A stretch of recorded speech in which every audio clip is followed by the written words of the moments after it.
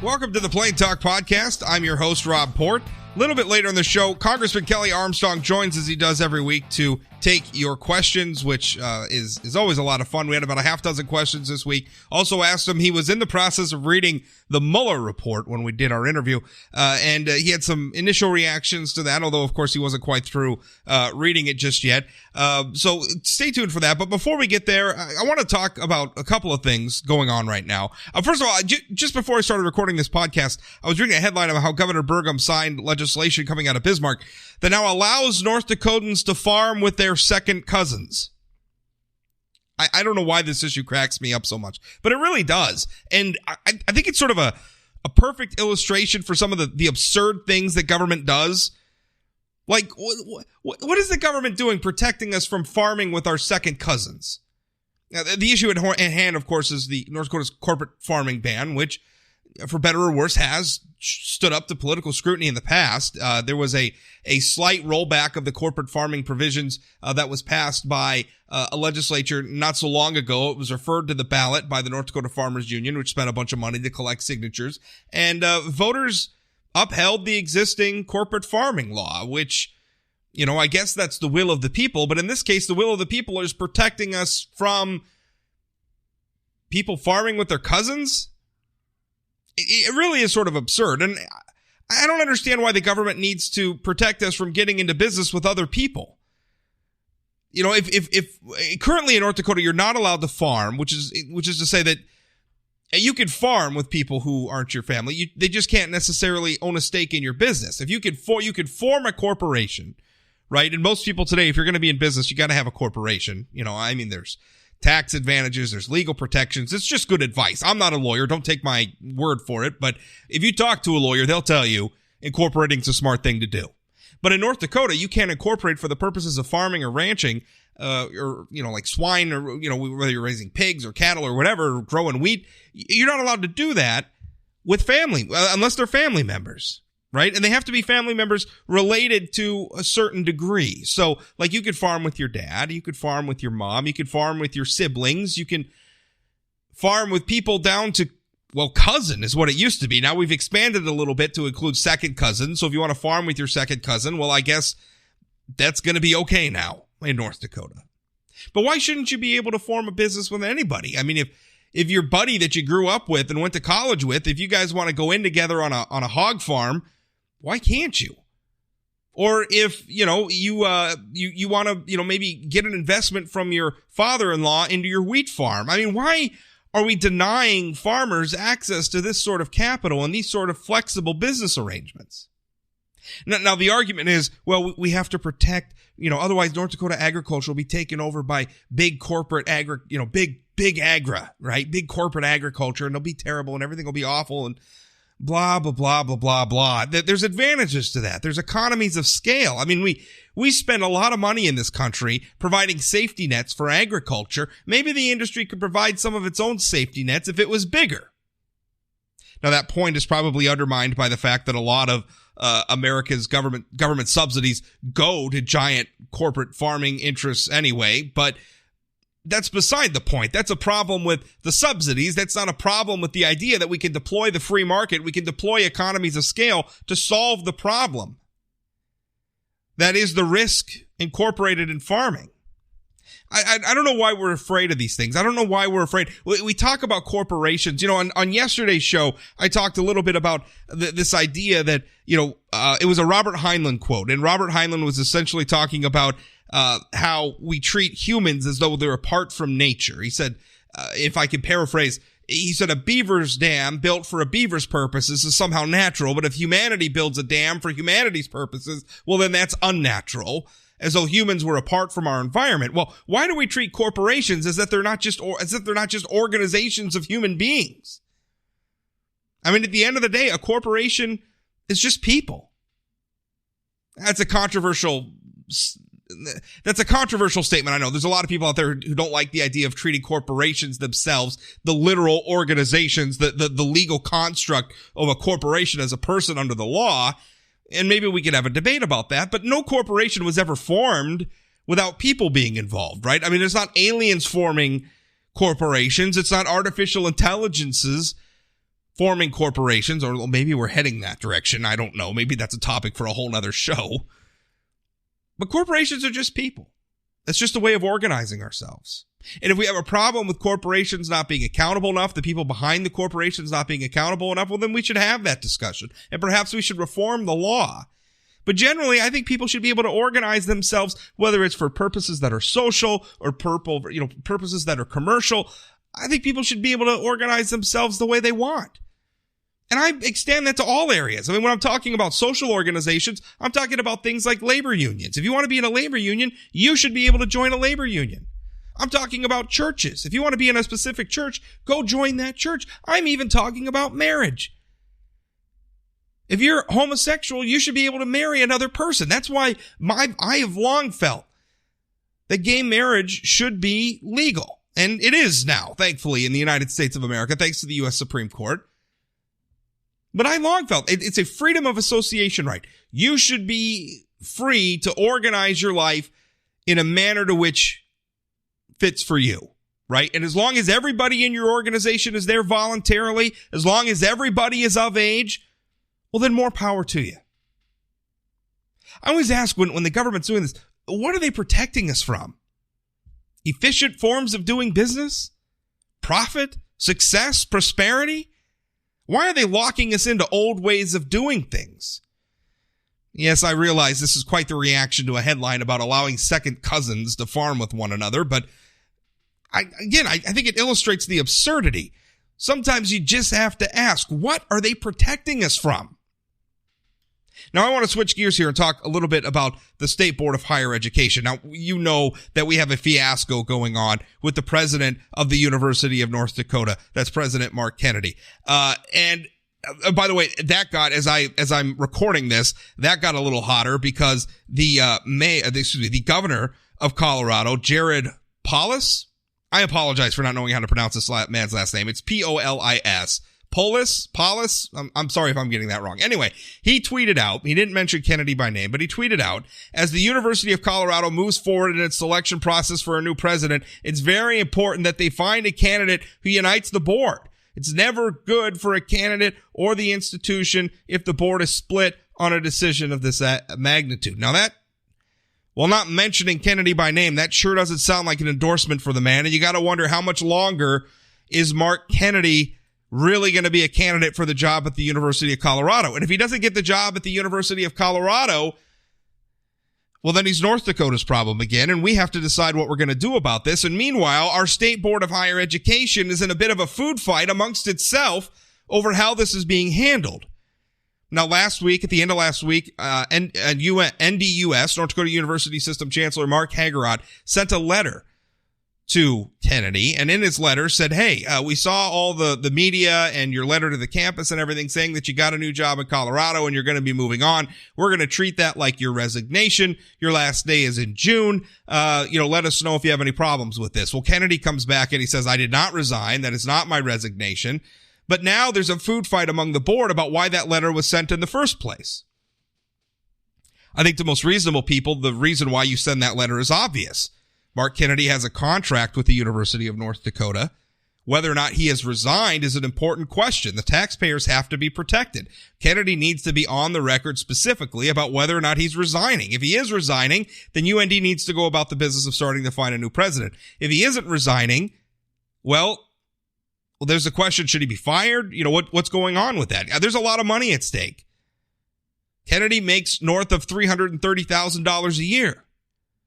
And in the past, when we've had to fire people like chancellors, like university presidents, we've had to give them a sort of golden parachute. We've had to, pay to make their contract go away. By the way, Kennedy's current contract ends in June of next year. So he's got a little over a year left on it. But what's interesting is that, Don Morton, who is the president of the State Board of Higher Education, threw his own chancellor under the bus, threw his fellow board member, Dan Traynor, under the bus. Traynor being one of the people who, talked about, with Hagerott about sending the letter. He said he wasn't aware of the intent of the letter. And this is what he told, he was unaware of the intent of the letter. And he also went on to suggest that the criticism of Mark Kennedy was just a, quote, vocal minority. This is what he said. I quote, "I think there's a very vocal minority. The negative people are always very vocal," he said. "But I know there's a very strong support group too, and we're just going to do what's right. He's got a contract. We're going to honor that contract. We're going to maintain our integrity." Vocal minority? I mean, not only has Kennedy basically called North Dakota racist because we were critical of his decision to spend tens of thousands of dollars a year allowing his assistant to commute from Texas, but now it doesn't seem like Colorado wants him either. And this is a complex situation. And the idea that Kennedy's employers would send him a letter asking him to go on the record about whether or not he's resigned is ridiculous. And it makes me think, what exactly is the point of the State Board of Higher Education? I mean, Kennedy's been in trouble. I mean, you have the Engelstad family, who are the top. Chris McGarry Engelstad was on this show and said that they weren't going to give any more money to the University of North Dakota while Kennedy was still there. She said in an interview with WDAY News, quote, "We can't hand money over if we don't trust the governance of it." There was just another situation, another scandal in the North Dakota University system. The North Dakota State College of Science state auditors uncovered, among other troubling findings, a glaring conflict of interest in negotiations between the school and a PR firm which employs the wife of the school's vice president, one of the vice presidents, Tony Grinberg, who, by the way, is a former Republican state senator, current Fargo City commissioner. Auditors found that Grinberg was involved in negotiating with the PR firm that his wife works for, negotiating a contract worth tens of thousands of dollars to develop a strategic plan for the school he works for. Now, the leadership at the North Dakota State School of Science denied this, and when auditors went looking for emails to prove their case, the auditors say the State School of Science hid them.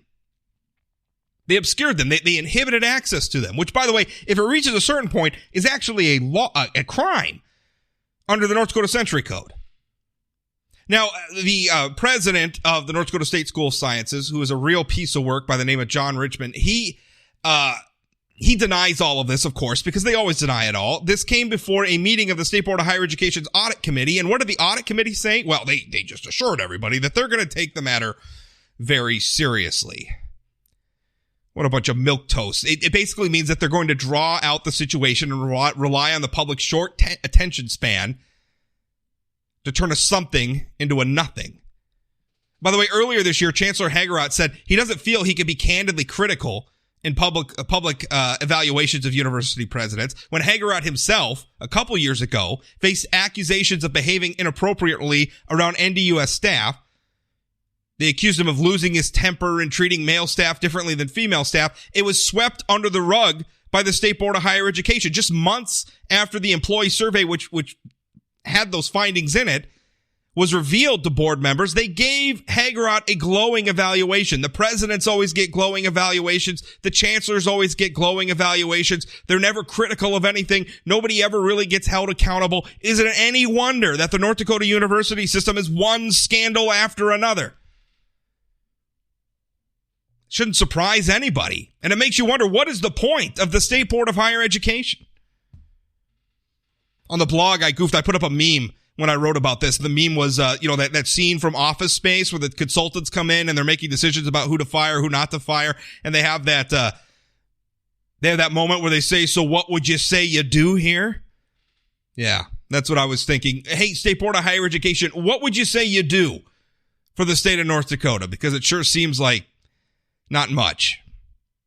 Congressman Kelly Armstrong, up next.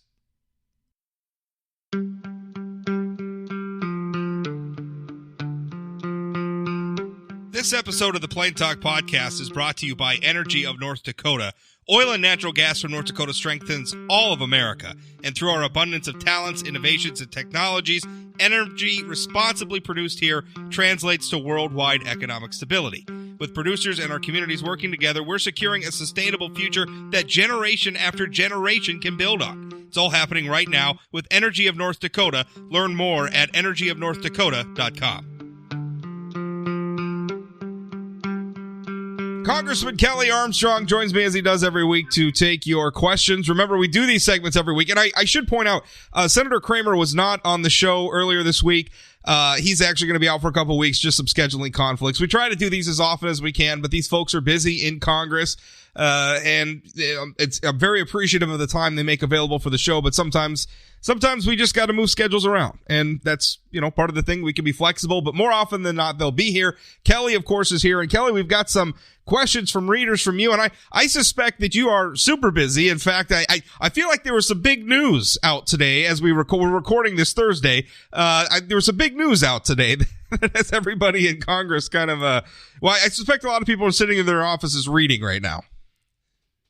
Yeah, most people are at home in their district. I ran up and printed off 50 pages of the Mueller report, and I'm probably just a little under of the quarter of the way through it, but I plan to read it all day today, all day tomorrow, and get all the way through the thing. So. What are you? Obviously there was the big food fight over redactions and things like that. Are you pretty satisfied with that so far?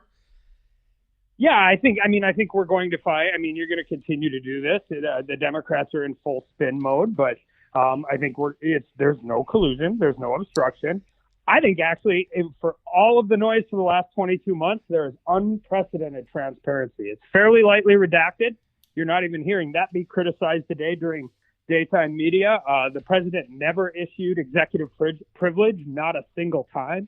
Keep in mind, under Obama, Eric Holder issued executive privilege about an email from his mother.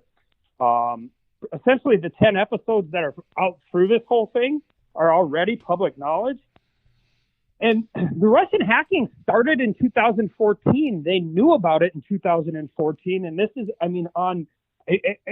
was on Obama's watch, and they didn't do anything until they went and got a FISA warrant to surveil the Trump campaign without even giving him a defensive briefing. So I think, as we go through this whole thing, obviously, if somebody's going to crawl into your life in that regard, there's going to be things that are embarrassing, I'm sure, to the president and the administration. But I think the top lines are that for all the noise and everything. This is unprecedented transparency, and it's a full and complete report and very lightly redacted. Now, you said the 10 items. I'm assuming, because my understanding, and I have not read the report or anything like that, but my understanding was that there were 10 scenarios or something like that Mueller had sent out for possible obstruction charges. That's what you're referring to? Yeah, it's broken down, and essentially every one of them is already public knowledge. Now, there's more detail in the report and more of that. There's and how they walk through it. But like I said, I haven't been all the way through. We can have a more in-depth conversation about it next week. But from what I can tell, everything's already public knowledge with the exception of the detail involved. Yeah. Well, that's interesting. Just what you're reading so far, do you think anything to come of the understanding that you're not through, and we can have a more fulsome discussion about this next week? But from what you've seen now, any meat on the bone for obstruction charges?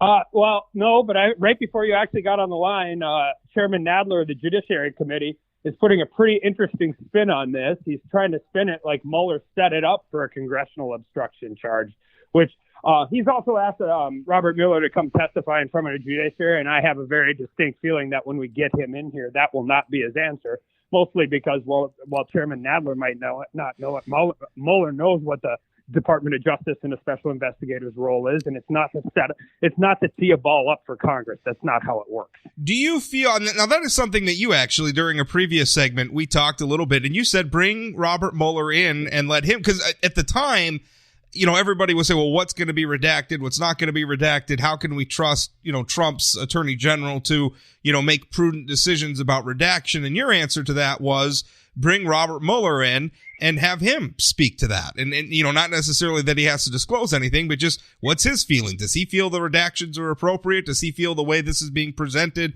by the attorney general is appropriate? Do you still stand by that? You still think Robert Mueller should testify before Congress? Absolutely. And I think it was important today. Attorney General Barr said that the special counsel's office was directly involved in all the redactions. So, yeah, bring them in. I'm all for transparency, and I think it's pretty, like I said, I'll go back to it. I think this is about as transparent a report of this nature that you'll ever see. So, never be afraid of shining light onto stuff, ever. I wanted to ask you, there was a House subcommittee, and I know it wasn't your committee, and you wasn't really anything, but they came to your home state, to North Dakota. They held a field hearing at Standing Rock over our state's voter ID issues. Now, I had one of your colleagues, Representative Rodney Davis from Illinois, who said to say hi, by the way. I had him on and before the hearing, and he said that he hoped that it wouldn't turn into a partisan circus. I don't want to speak for him, but it kind of seems like it turned into a political rally. What were your thoughts on this hearing? I mean, were you consulted at all? Were you involved in this? Do you have any thoughts you want to share on that? Well, first I would just point out that we weren't. They didn't invite us. They obviously don't know how we do things in North Dakota. I wish I would have gotten an invite. I mean, when President Trump spoke at a refinery, he invited Senator Heitkamp. That's how we do things. I would have been there. I actually found out about it from Rodney Davis about Friday before it happened, and I'd already committed to go on a Codell offshore on a offshore oil rig in Louisiana. So yeah, but I mean, it's unfortunate they didn't ask me. I would have been there if I would have been invited. But yeah, I think. I mean, for everything else, I think our voter ID law has been upheld in court. Obviously, for a lot of different reasons, the reservations had the highest turnout in history, and I hope we continue down that momentum. I hope we get more turnout, not just on the reservation, but all across the state in every election moving forward. So, yeah, I feel the same way. Everybody who wants to vote should get to vote. Tell me also, I mean, you do these segments on the podcast every week, and we're very thankful to have you on and take listener questions. And I know you do this on other programs as well, but you're going to be holding some face-to-face town halls coming up. Tell us about those. Yeah, we're doing one in Valley City and I believe Hillsborough later this week. We were going to do one last week at the Sons of Norway in Fargo, but apparently every time I try and schedule a full day in Fargo, we have a blizzard. So I actually got stuck in D.C. and, it's been crazy and it's been hectic, but these are my favorite things to do, and not just on radio shows. We're going to get out and go out and let people come in and ask us questions.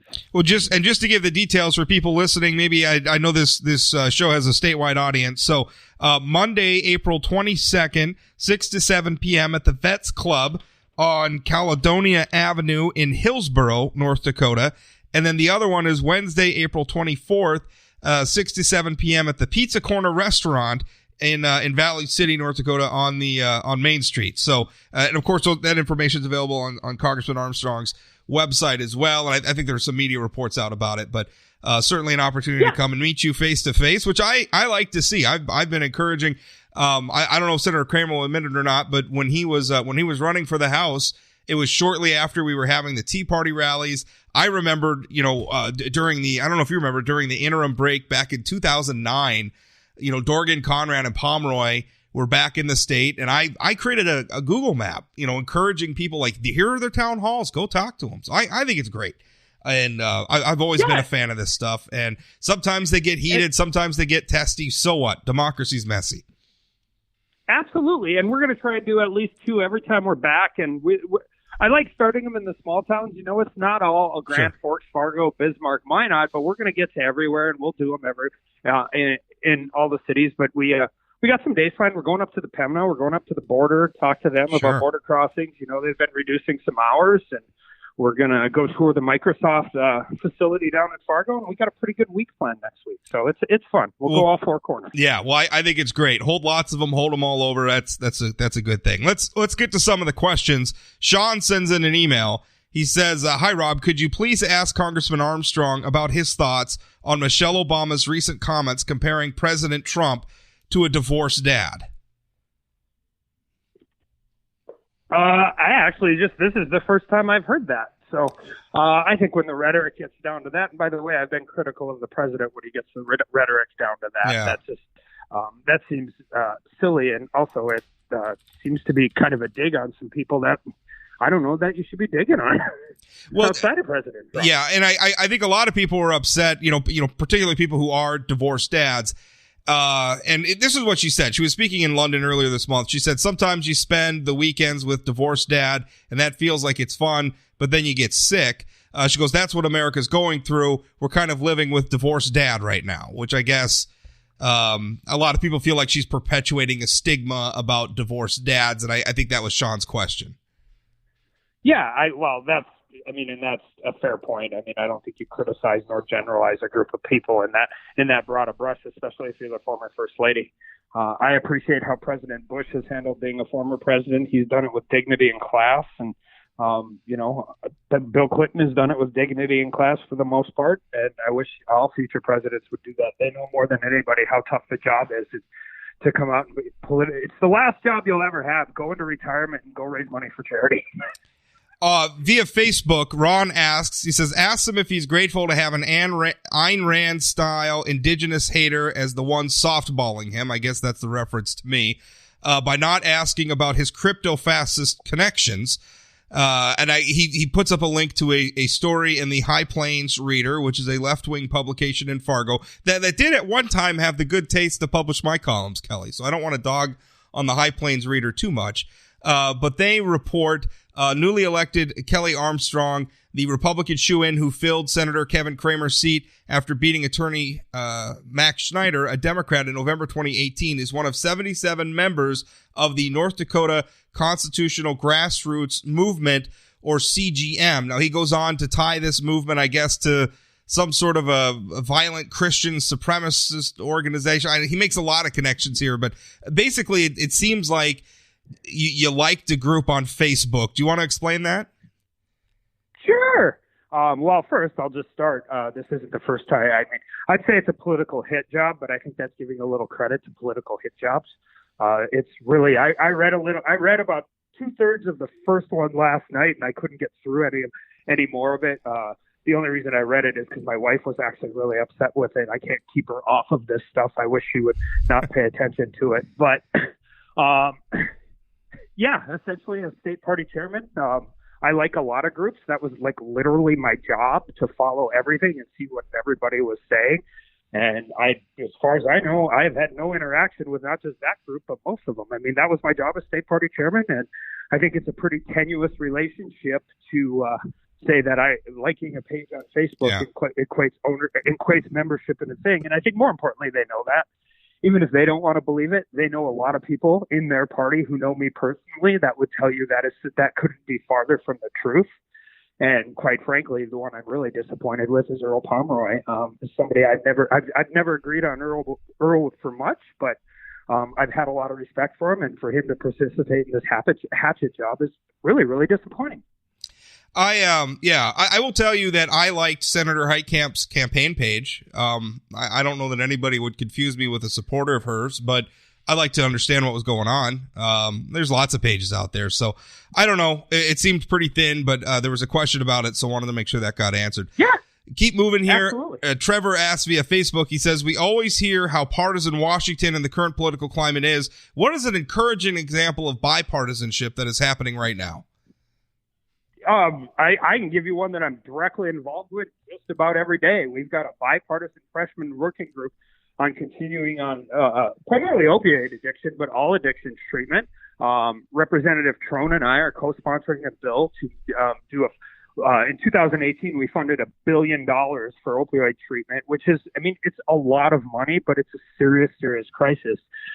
Problem with those annual fundings is the organizations that use them really, really rely on this money to continue their programs. So we're doing a 5-year, we're just keeping the funding steady for 5 years. We've blocked $50 million of it out for Native American reservations all over the country. They have unique and special circumstances dealing with opioid addiction. And there's both Republicans and Democrats, and it is two things about it. It's very bipartisan, and we're serious about getting stuff done.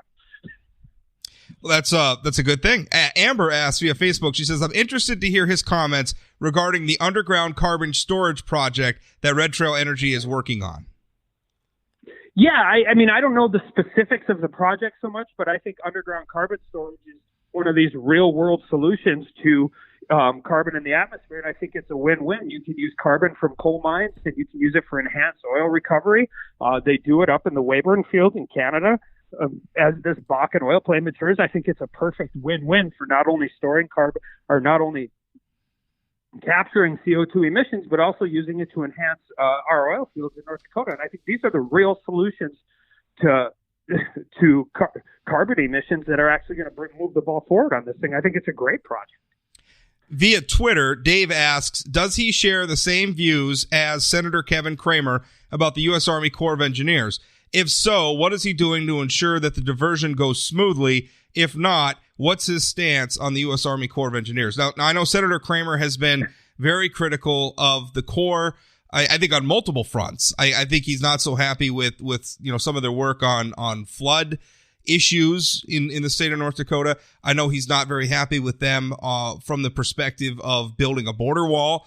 So I think that's the context he's asking is, where are you at in relation to Senator Kramer's criticism of the U.S. Army Corps? Yeah, I haven't read all of Senator Kramer's statements exactly, but I'll tell you my view on the Corps is complicated in that, and what I mean is they're a huge organization and they deal with a lot of things. If you talk to anybody in your area in the Sirius River Valley, they have done a great job up there with the engineering and the flood protection there. I think they've been doing a great job on the diversion in Fargo and working with everybody, and we know how contentious and complicated that has been. I think when it comes to border security, they're doing a terrible job. And quite frankly, I think we really better get a handle on how they manage the Missouri River and the dam-controlled river for flooding. Most importantly, I think they should probably get that river system set up in a way that preventing flooding is the number one priority and not worrying about endangered species and recreation. Larry asks via Twitter, what is your stance on term limits for Congress? We have them every 2 years. I think term limits is a really interesting thing, and I know why. People are so frustrated with Congress that they put that out. But I will say, if you term limit out Nancy Pelosi, you end up in a situation you're not going to get a Republican in that district. You're just not. You quite frankly will probably get somebody more liberal than Nancy Pelosi. And I think we really have to be cautious of those things, especially in small states. If you put term limits in delegations, whether it's Texas or California, are going to galvanize more and more power because of the number of congressmen and women they have. And I think you also have to recognize that institutional knowledge is important. And if you use term limits, you give more power to the bureaucracy and more power to lobbyists. Yeah, I think there's a will of the people argument to be made there. I've been a big proponent lately. I think it's fashionable for people to complain and say, well, Washington's terrible. Washington's doing this to us. Washington's doing that to us. And to an extent, I agree. But who's electing these people, right? It's us. I feel like Americans are getting governed exactly how they deserve. And this is me speaking, and maybe I'm being cynical about it, but elections have consequences. I do.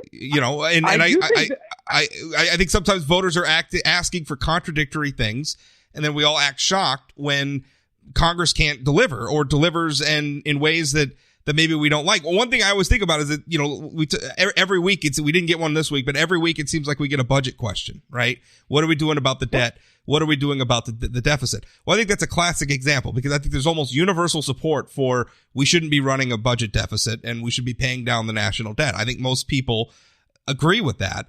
The problem is what spending are we going to cut or what taxes are we going to raise to do that? And suddenly people go running for the hills. And so what we end up with is, why does Congress run deficits every year? It's because we want big government and low taxes. Yeah, I think that's what most voters want. Yeah, one of the problems is voters want to cut government, except whatever particular necessary. And it's not a criticism; it's just true.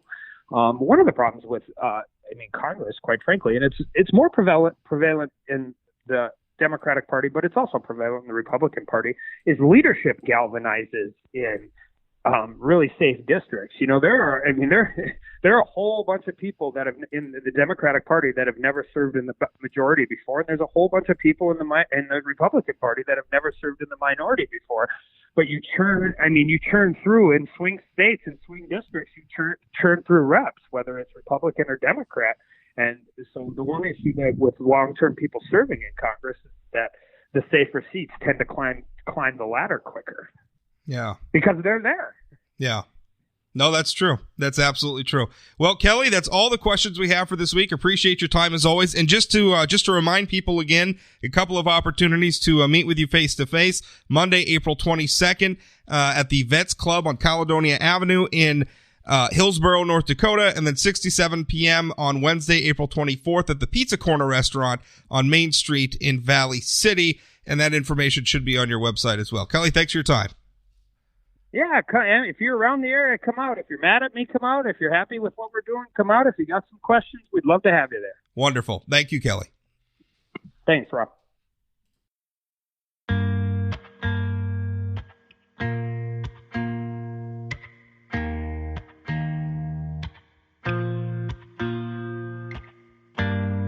That's it for today's Plain Talk podcast. A quick announcement. There's not going to be a show on Monday.